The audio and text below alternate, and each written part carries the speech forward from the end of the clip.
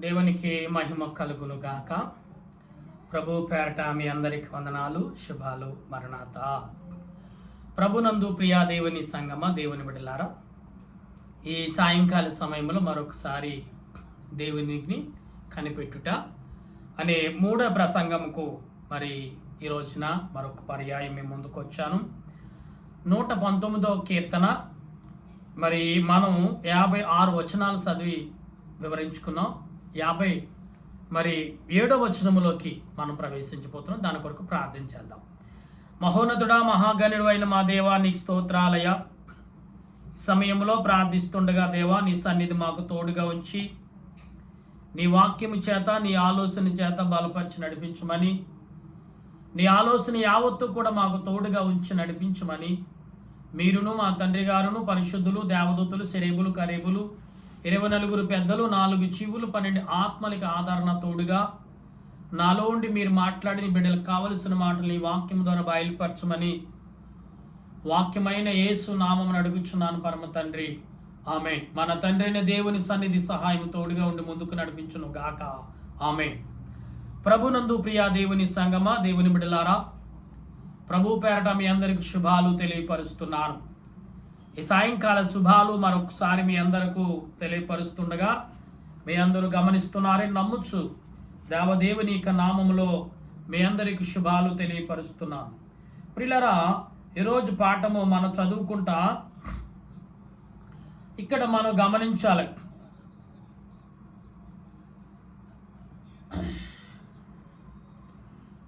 నీ వాక్యములను నడుచుకుని, అంటే యెహోవా నీ వాక్యములు నేను అనుసరించి నడుచుకునుచున్నాను. నీ కటాక్షమును చేత నా కటాక్షముంచమని నా పూర్ణ హృదయముతో నేను ప్రతిమాలు కొనుచున్నాను. నీవిచ్చిన మాట చొప్పున నన్ను కరుణింపుము. నా మార్గములు నేను పరిశీలన చేసి ఉంటి, నీ శాస్త్రముల తట్టు మరలుకుంటిని. నీ ఆజ్ఞలను అనుసరించుటకు నేను జాగచేయక త్వరబడి తిని. భక్తిహీనులు భాసములు నన్ను చుట్టుకుని ఉన్నవి. నీ ధర్మశాస్త్రములు నేను మరవలేను. న్యాయమైన నీ నిధులను బట్టి నీకు కృతజ్ఞతాస్తుతులు చెల్లించదను. అర్ధరాత్రి వేళ నేను మేలుకుని వాడును. నీయందు భయభక్తులు గలవాడిని అందరికీ నీ ఉపదేశములను అనుసరించు వారందరికీ నేను చెలికాడును. ప్రియులారా, ఇక్కడ మాట్లాడుతున్న మాటలు ఇక్కడ మాట్లాడుతున్నాయి. యెహోవా, భూమి నీ కృపతో నిండి ఉన్నది. నీ కట్టడలను నాకు బోధింపుము. తేజ్, యెహోవా, నీ మాట చొప్పున నీ సేవకునికి నీవు మేలు చేసి ఉన్నావు. నేను నీ ఆజ్ఞలందు నమ్మకించి ఉన్నాను. మంచి వివేచన, మంచి జ్ఞానము నాకు నేర్పుము. ప్రభునందు ప్రియులారా, మనం ఎన్ని రకాలుగా వాక్యం అంటే దేవుడు ఇక్కడ ఈ 19వ అధ్యాయంలో చాలా విషయాలు పరిశుద్ధాత్మ దేవుడు మనకు బయలుపరుస్తూనే ఉన్నాడు. ఎందుకంటే ఆత్మ తండ్రి అనే దేవుడు బయలుపరచున్న ప్రతి బయలుపట్ట క్రియలను మనం ఎరిగిన వారిగా ఉండాలి. ఈ యొక్క 3వ ప్రసంగంగా దేవుడు మనుషుల్ని ఏ రకంగా ప్రేమిస్తున్నాడు, దేవుడు మనుషుల పట్ల ఏ రకంగా దయ కలిగి ఉన్నాడు, మనుషుల పట్ల ఏ రకమైన ఆలోచన కలిగి ఉన్నాడని బైబిల్ గ్రంథంలో చాలా స్పష్టంగా రాయబడుతుంది. అందుకనే దేవదాసయ్య గారు అన్నారు, ఏ మనిషిని మీరు తక్కువ చేసి మాట్లాడకండి, ఏ మనిషిని విమర్శించటకు మీరు ప్రయత్నం చేయకండి, ఏ మనిషిని బాధ పెట్టడానికి ప్రయత్నం చేయకండి అన్నారు. అంటే ఎవరి మీద తీర్పు తీర్చే అధికారం మీకు లేదు అనే విషయం మాత్రం మర్చిపోవద్దు. నీవు చాటి మనిషివు, నీవు వారిలో ఒకడు అయి ఉన్నావు. అంటే వారికి వచ్చిన తీర్పు, వారిని విమర్శించే విమర్శ నీ మీద రాదని నువ్వు అనుకుంటున్నావా అనే ఈ విషయాలన్నీ ఆనాడు దేవదాసయ్య గారు సేవకులైన వారికి చెప్తే వారన్నీ రాసుకుని ఈనాడు నగల రూపంలో, కలితే పుస్తకాల రూపంలో, వర్తమాన రూపంలో బయలుపరుస్తున్నారు. డెలివర్ అవుతూనే ఉన్నాయి, మేము చదువుకుంటున్నాం. ప్రియులారా, ఈరోజు బైబిల్ గ్రంథంలో దావీదు భక్తుడు ఎన్ని రకాలుగా స్తుతి చేశాడు అంటే తన తల్లి గర్భము నుండే స్తుతి మొదలుపెట్టాడు దావీదు గారు. ఇప్పుడు ఈ 119వ అధ్యాయంలో సుమారు 66వ వచనంలోకి మనం వచ్చినప్పటికీ దేవుడు ఎన్నో రకాలుగా నిన్ను వెంబడిస్తున్నాడు, నిన్ను ప్రేమిస్తున్నాడు, నిన్ను నడిపిస్తున్నాడు, నిన్ను ఆదరిస్తున్నాడు, నిన్ను లోబర్చుకుంటున్నాడు, నీ వెంబడే నడుస్తున్నాడు అనే విషయం మాత్రం మనం మర్చిపోతున్నాం. నమ్మక కలక మునుపు నేను త్రోవ విడిచితని, ఇప్పుడు నీ వాక్యమును అనుసరించి నడుచుకొనుచున్నాను. నీవు దయాళుడివై మేలు చేయుచున్నావు. నీ కట్టడలను నాకు బోధింపుము. గర్విష్ఠులు నా మీదకి అబద్ధములు కల్పించుదురు. అయితే పూర్ణ హృదయముతోను నీ ఉపదేశములను అనుసరించుచు వారి హృదయములను కొవ్వు వలె మందముగా ఉన్నవి. చూసారు ఎంత చక్కగా మాట్లాడుతున్నాడు. వారి హృదయములు ఎలా ఉన్నాయంట? కొవ్వు పట్టి మందముగా ఉన్నాయి. అంటే మనుషులు తింటే కొవ్వు పట్టిది వేరు, అది కొలస్ట. కానీ ఇక్కడ ఏమంటారు? మనుషులు హృదయము కొవ్వు పట్టున్నారంట. గుండెని కొవ్వు పడితే హార్ట్ అటాక్కే. మనుషులు భయంకరంగా మసాలాలు బిర్యానీలు బాగా దట్టిస్తే ఏమవుతుంది? కడుపు కొవ్వుకి అంటే మన గుండెకాయకి కొవ్వు పట్టి ఊపిరి పీల్చుకోవడం కష్టమైపోతుంది. అలాగనే ప్రియులారా, మనము ఆలోచించవలసిన విషయాలన్నీ కూడా అంటే హృదయము కొవ్వు పట్టి మనుషులు ఉన్నారంట. అంటే మనుషులు హృదయం కొవ్వు పడితే ఏమవుతుంది అంటే గర్వం పెరుగుతుంది, అహంకారం పెరుగుతుంది, అనాలోచన పెరుగుతుంది. 70 వచనంలో మాట్లాడుతున్న మాటలు 69వ వచనంలో 70 వచనంలో నేను ఈ ధర్మశాస్త్రమును బట్టి ఆనందించుచున్నాను. నేను నీ కట్టడలను నేర్చుకున్నట్లు శ్రమనందుట నాకు మేలాయను. అంటే నీ ధర్మశాస్త్రం ఏం చెప్తుంది? శ్రమను ఉందండి, శ్రమను కోరుకోండి, శ్రమలో మీరు నడవండి అని ధర్మశాస్త్రం చెప్తుంది. కాబట్టి మీరు అలాగూ నడవండి అని చెప్తుంది. కాబట్టి అలాగే శ్రమను కోరుకుంటూ చాలా మంచిది అంటున్నాడు. అందుకే శ్రమలో వచ్చిన జీతాన్ని ఆశించడం తప్పు లేదండి. శ్రమ పడకుండా ఫ్యాన్ కాల కింద ఏసీలలో ఉండి సంపాదించే వారులారా, అంటే మేము శ్రమ పడతాం తెలివితోటలతో ఆలోచన మంచిదే. కానీ అన్యాయంగా రూపాయికి 100 రూపాయలు, 1000కి 10,000, 10,000కి ₹1,00,00,000 ఇలాగా చాలా అత్యాశకి వెళ్ళేవారు అప్పుడప్పుడు మనకు కనపడుతున్నారు మీడియాల్లో. ప్రియులారా, వాళ్ళు తినేది కొంచెం, సంపాదించేది అధికం. అంటే వాళ్ళ తరములో వాళ్ళ పితరులు కరువులో ఉన్నారు కాబట్టి మా పితరులు కాదు, మా తర్వాత తరాలు అన్ని వారు రాజుల వలె జీవించాలి. మంచిది, అది దేవుడిచ్చిన కృపను బట్టి. నీవు నీతిగా కూడగడితే రాజులేంటి, నీ తరతరాలు రాజుల కుటుంబంలోనే జీవిస్తాయి. అన్యాయంగా ఎదుటివాడిని కొట్టి అన్యాయంగా ఎదుటివాడిని సంపాదిస్తే నీ రాజ్యరకం నువ్వు కోరుకున్నది ఇంతటితోటి నీ ఉండగానే అంతమైపోయే పరిస్థితి వస్తుంది. అందుకే నీతిని నిజాతిని నమ్మిన వాడు ఎప్పుడు రాజే అని లేఖనం చెప్తుంది. గమనిద్దాం. వేల కొలది వెండి బంగారం నాణ్యములను గంటే నీవిచ్చిన ధర్మశాస్త్రమును నాకు మేలు అయిను. యోధు నీ చేతిలో నుండి నిర్మించి నాకు రూపి ఏర్పరిచితివి.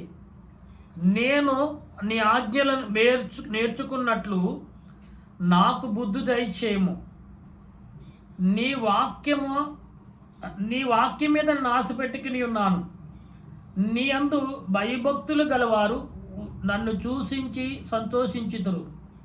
యెహోవా, నీ తీర్పులు న్యాయమైనవి. విశ్వాసగలతవాడవై నిన్ను నన్ను శ్రమపరచవని నేను ఎరుగుదును. నీ సేవకునికి నీవిచ్చిన మాట చొప్పున నీ కృప ఆదరించుగనుగాక.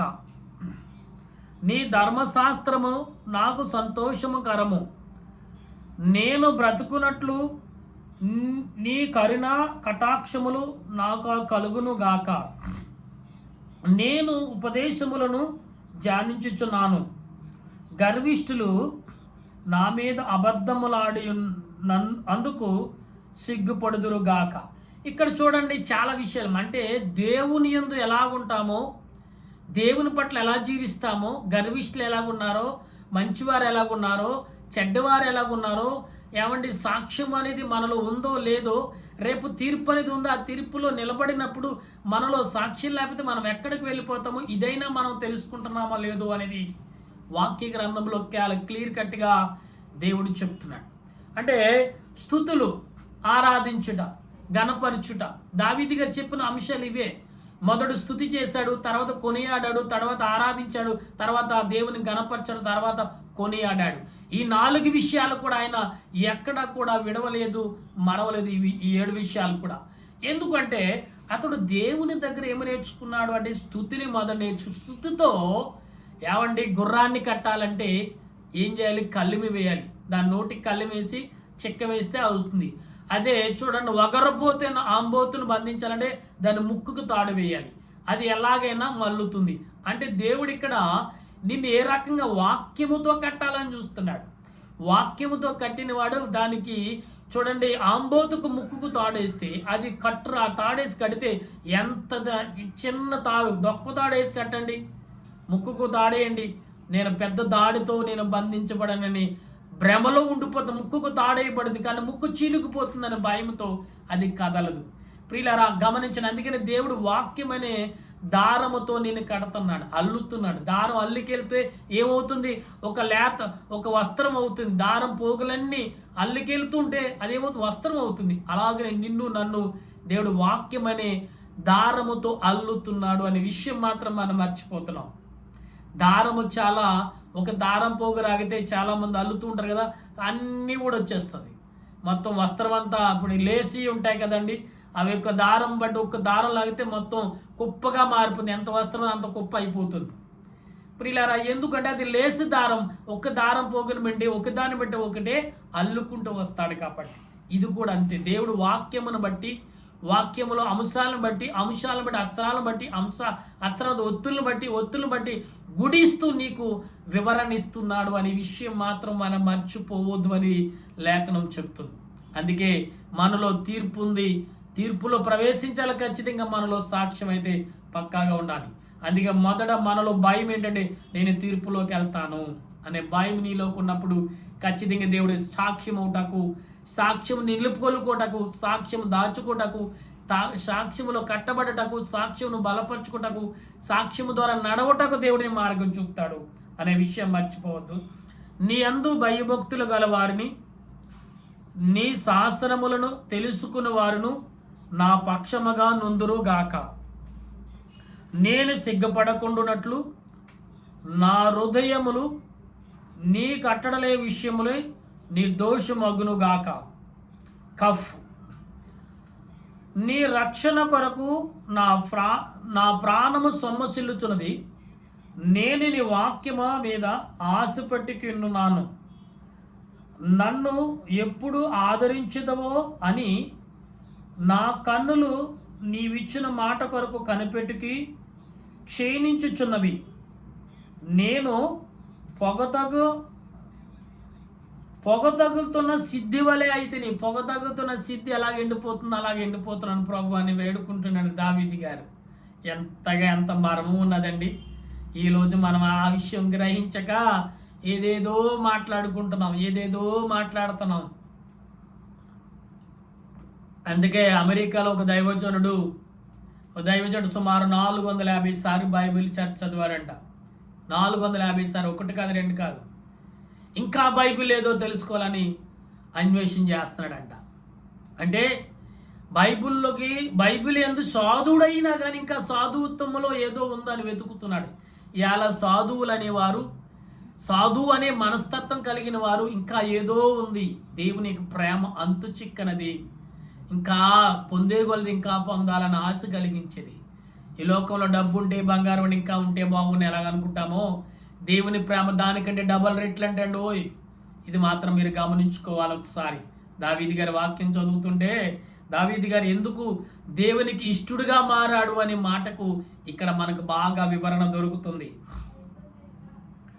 అయినను నీ కట్టడలను నేను మరచలేదు, నీ సేవకునికి దినములు ఎంత కొద్దివాయెను, నన్ను తరుమువారికి తీర్పు తీర్చేదే. ఇప్పుడు నీ ధర్మశాస్త్రమును అనుసరింపక గర్విష్ఠులు నన్ను చిక్కించుకొనుటకై గుంటలు తవ్విరి.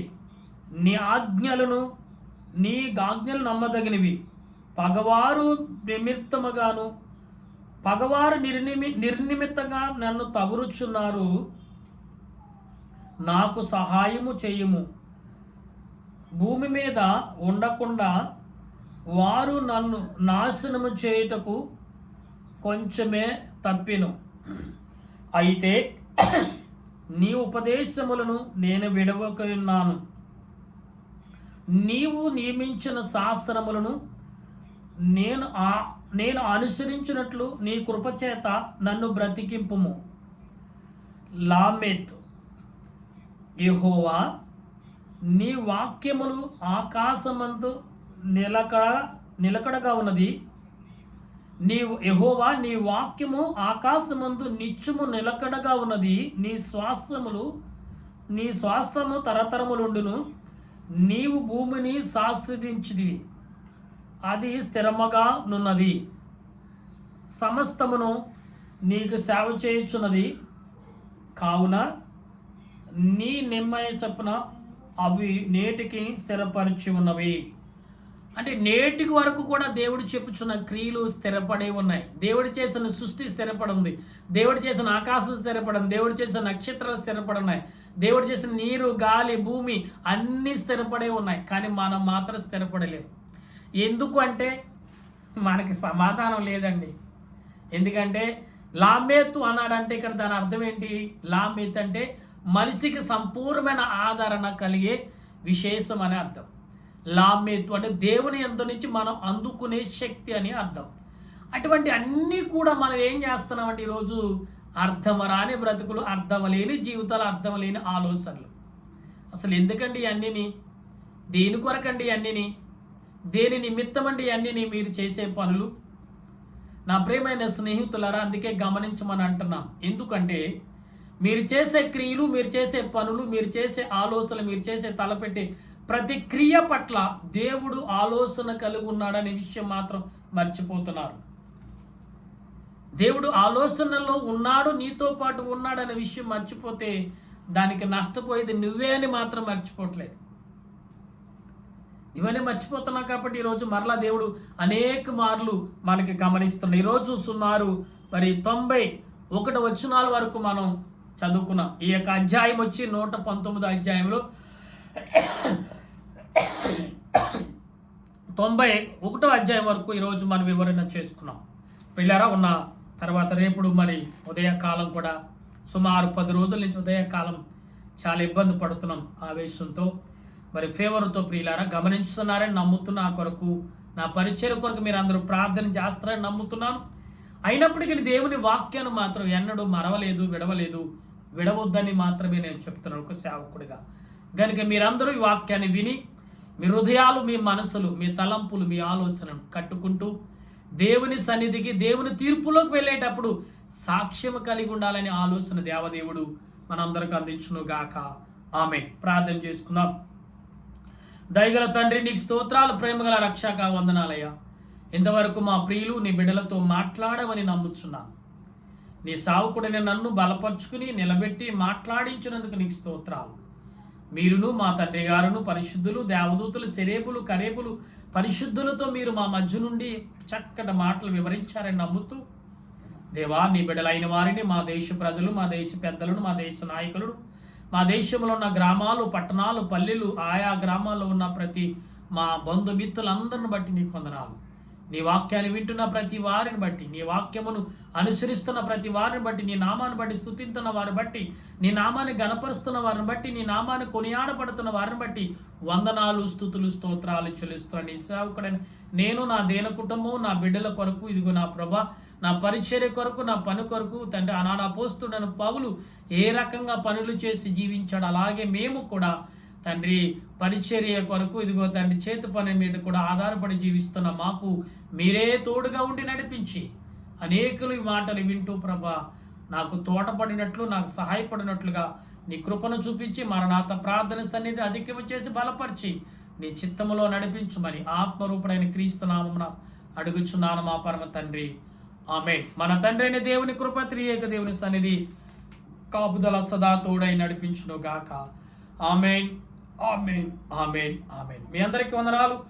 మరణాత. ఆమేన్.